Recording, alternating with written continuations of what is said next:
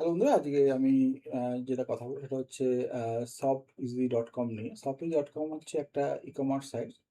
সেটা একটা কাল্পনিক ই-কমার্স সাইট যেটা মেইনলি ই-কমার্সের জন্য ইউজ হয়। তো that like similar to the your Amazon. তো সেখানে প্রোডাক্ট ইউজাররা কানেক্ট করে, তার প্রোডাক্ট সার্চ করে, সেটাকে প্রোডাক্টে কার্ট করে, পারচেজ করে এবং তো টোটাল ই-কমার্স সিস্টেম সেখানে মেইনটেইন হয়। প্রচুর ক্লায়েন্ট সেখানে রেগুলারলি কানেক্ট করে।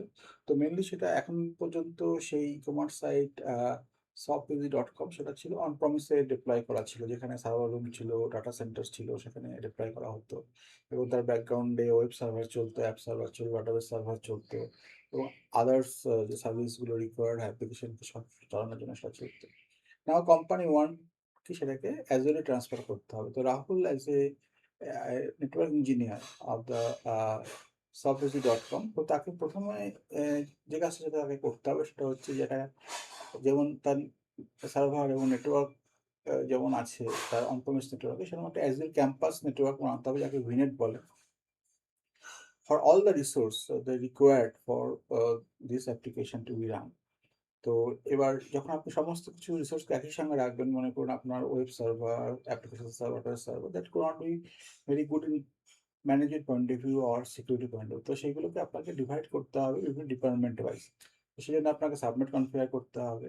এবার সাবনেট কনফিগার করলে প্রতিটা সাবনেট বা ডিপার্টমেন্টের জন্য আপনার নিজস্ব সিকিউরিটি রাখতে হবে, সেখানে আপনাকে কোন ইউজার সেখানে অথরাইজড হবে সেই ডিপার্টমেন্টে প্রবেশ করার জন্য, সে ডিপার্টমেন্ট থেকে বেরোনোর জন্য। তার জন্য আপনাকে একটা এনএসজি বলে একটা সিকিউরিটি টুলস আছে, সেটাকে আপনাকে ডিপ্লয় করতে হবে। এরপর শুধু এনএসজি যেটা আপনাকে অ্যালাউ করলো as per the security protocol, security criteria, but ট্রাফিকটা কীভাবে রুট হবে, কীভাবে সেটা সার্ভারে গিয়ে পৌঁছাবে, সার্ভার থেকে কী করে আবার ট্রাফিকটা ইন্টারনেটে যাবে, তার জন্য আপনার রুটের দরকার। সেই জন্য রুটিং বা সিস্টেম ডিফাইন রুট, যেটা মাইক্রোসফট অটোমেটিক্যালি ক্রিয়েট করে দেয়। এছাড়া আপনার ইউজার ডিফাইন রুট কনফিগার করতে হতে পারে, যেখান থেকে আপনাকে সমস্ত ট্রাফিকগুলোকে অ্যাজ পার আপনার রিকোয়ারমেন্ট আপনি সেটাকে রুটিং করতে পারেন।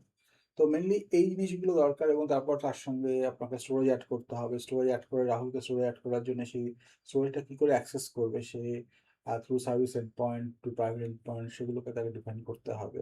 এবং যদি আপনার সম্পূর্ণভাবে আপনি যদি অ্যাজুরে ডিপ্লয় করেন, শিফট করেন, তবুও কিছু লেগাসি ডাটাবেস থাকে, লেগাসি অ্যাপ্লিকেশন থাকে, যেগুলোকে টোটালি শিফট করা সম্ভব হয় না।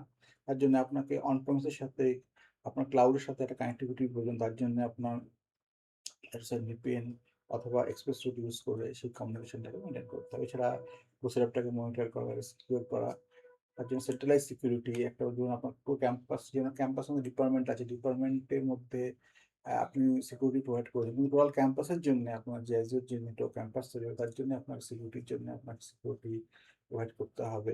এবার মনে করুন যে আপনি যদি 3 টায়ার এনভায়রনমেন্ট হাউস তৈরি করে, সেক্ষেত্রে একটা হাব নেটওয়ার্ক হলে এবং তার সঙ্গে অনেক স্পোক নেটওয়ার্ক হবে, যেগুলো স্পোক থেকে হাবে কানেক্ট হবে। তার জন্য পিয়ারিং এর প্রয়োজন আছে, যে দুটো ভিন্ন, এবং সেক্ষেত্রে হতে পারে প্রোডাকশন নেটওয়ার্ক এবং ডেভেলপমেন্ট নেটওয়ার্কের মধ্যে কমিউনিকেশনের জন্য আমাদের পিয়ারিং এর প্রয়োজন হতে পারে। তো এই পুরো জিনিসটা আমি আপনাদের দেখাবো থ্রু দ্য ডায়াগ্রাম আর ফটো, তো আই ক্যান অলসো এক্সপ্লেন। তো সেই জন্য আমি আপনার স্ক্রিন টুতে চলে যাচ্ছি। দেখুন, এটা একটা স্ক্রিন যেটা আমি কথা বলছিলাম। এটা হচ্ছে শপইজি একটা সাইট, যেখানে আপনার রাহুল যে অ্যাকচুয়ালি সিদ্ধান্ত নিয়েছে যে আপনাকে পুরো সেটআপটাকে শপইজিকে আপনাকে মাইক্রোসফটের মধ্যে শিফট করবে। প্রথমে তাকে যেটা আমি আলোচনা করছিলাম যে আপনাকে একটা ভিনেট কনফিগার করতে হবে। দেখতে পাচ্ছেন যে সে একটা ভিনেট কনফিগার করেছে। ভিনেটকে ডিভাইড করেছে সাবনেটের মাধ্যমে। এখানে ওয়েব সাবনেট আছে, অ্যাপ সাবনেট আছে এবং ডাটা সাবনেট আছে। প্রতিটা সাবনেটের জন্য সে এনএসসি লাগিয়েছে, which can restrict the or allow the access to this those subnet.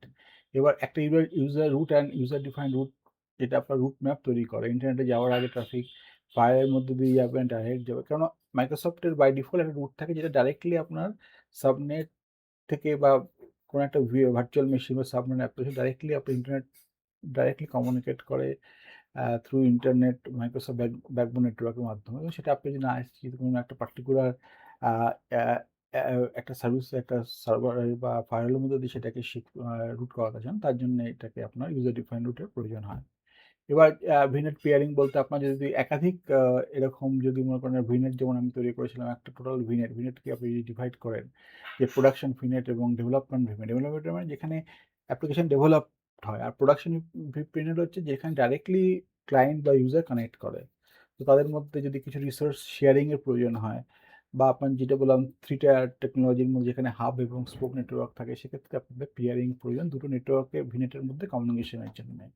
এবার হাইব্রিড নেটওয়ার্ক যদি কোনো লেগেসি রিসোর্স যদি অলরেডি আপনার এখনো অন প্রেমিসে রাখার প্রয়োজন হয়, সেক্ষেত্রে অন প্রেমিস থেকে আপনার অ্যাজুর নেটওয়ার্ক, যেটাকে আমি বলছিলাম হাব ভিনার, যেটা আমি আলোচনা করছিলাম, তার মধ্যে কমিউনিকেশনের জন্য এক্সপ্রেস রুট বা ভিপিএন গেটে কনফিগার করতে পারা যায়। ভিপিএন গেটে যদি হয় সেটা একটু ইন্টারনেট যাবে, অ্যান্ড এক্সপ্রেস রুট হলে করে প্রাইভেট একটা কানেক্টিভিটি এমপ্লেসের মধ্যে তৈরি হবে এবং তার মধ্যে দিয়ে ট্রাফিক সিকিউরলি ইয়ে হবে, অ্যাক্সেস করা যাবে।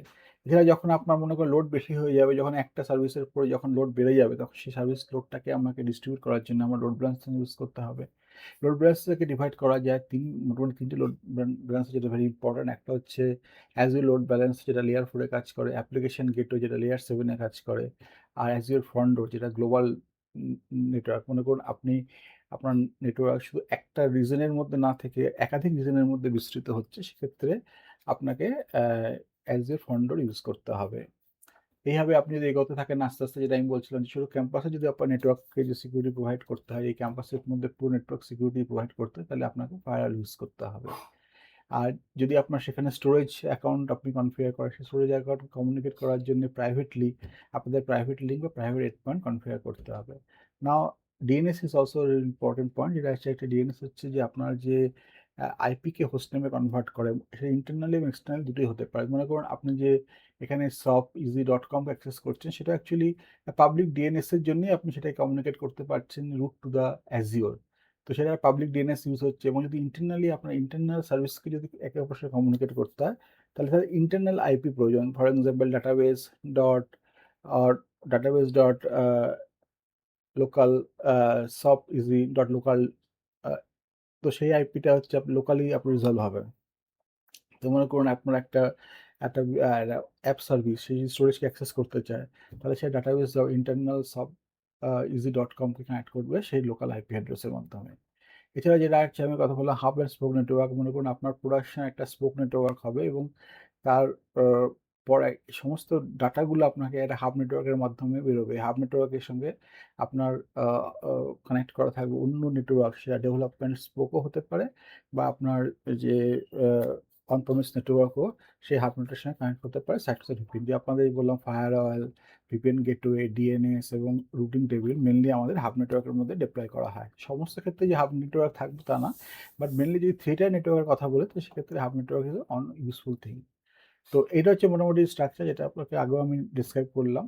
আর মোটামুটি অ্যাক্সেস কী করে হবে, রাহুল ইন্টারনেটে যাবে, ইন্টারনেট থেকে ফ্রন্ট ডোরে, ইন্টারনেট থেকে ডিএনএস রেজোলিউশনের মাধ্যমে সে ফ্রন্ট ডোর আইপিকে হিট করবে। Front door IP send to the traffic to the app gateway, and from the app gateway this traffic to go to the web subnet, সেখান থেকে আপনি internet আপনি পাবেন। Web subnet can access the traffic and go through the NSG, and সেই পাঠাবে হচ্ছে app সাবনেটকে। কেননা যখন কোনো ট্রাফিক ওয়েব সাবনেট হিট করে, ওয়েব সাবনেট পুরো ট্রাফিকটাকে প্রসেস করতে পারে না, তার কাছে অনেক বিজনেস লজিক বা আদার ইনফরমেশনের জন্য তাকে send traffic to the app subnet. আবার অ্যাপ সাবনেট যদি তার ডাটার প্রয়োজন হয়, সেক্ষেত্রে সে যাবে হচ্ছে ডাটা সাবনেট বা ডাটাবেসের ক্ষেত্রে, এবং সেই রেসপন্সটা সে ওয়েব সাবনেটের মাধ্যমে রাহুলের কাছে ব্যাক করবে। মনে করুন রাহুল একটা কোনো একটা শার্ট কিনতে চায়, সেই শার্ট কতগুলো শার্ট স্টকে অ্যাভেলেবেল আছে, কতগুলো শার্ট সে ডিসকাউন্ট পাবে, কোনো অফার চলছে কিনা, that's all can be manage in the app subnet. এবং এই ডাটা কতগুলো স্টকে আমাদের কটা শার্ট আছে, কটা শার্ট আমরা বিক্রি করতে পারবো, that's call information is coming from the database subnet. এবার রাহুল তারপর অর্ডার কনফার্ম হয়ে যায়, এবং রাহুল সেইভাবে তার অ্যাক্সেস পুরো প্রসেসটা কমপ্লিট হবে। তো মোটামুটি এটা হচ্ছে একটা ওভারঅল পিকচার, যেখানে আমরা এখানে ভিনেট ক্যাম্পাস ইউজ করেছি, সাবনেট ইউজ করেছি, এনএস ইউজ করেছি, রোডম্যাপ ইউজ করতে হবে, পিয়ারিং ইউজ করতে হবে, ভিপিএন টানেল ইউজ করতে হবে, এক্সপ্রেসর ইউজ করতে হবে, লোড ব্যালেন্সার ইউজ করতে হবে, ফায়ারওয়াল এবং আদার যে service DNS, hub and spoke network এবং প্রাইভেট এন্ড পয়েন্ট। তো কী করে এগুলো কনফিগার করতে হয়, সেগুলো আমার ইউটিউব চ্যানেলে আমি আস্তে আস্তে দিতে থাকবো, সে আপনাদের যদি ইন্টারেস্ট থাকে সেখান থেকে আপনারা দেখতে পারেন।